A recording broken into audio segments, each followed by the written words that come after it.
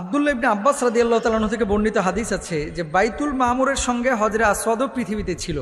কখন?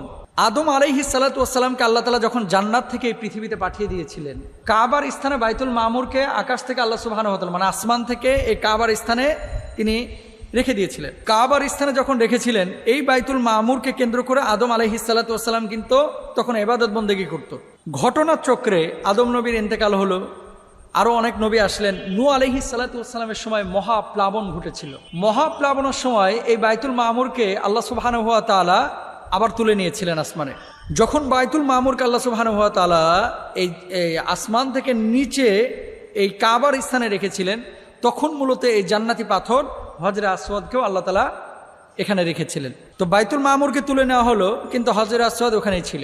যখন নূহ আলাইহিস সালাতু ওয়াস সালামের সময় মহাপ্লাবন তৈরি হলো, তো ওই প্লাবনের সময় তো সবকিছু ধ্বংস হয়ে গেছিল। মক্কার যে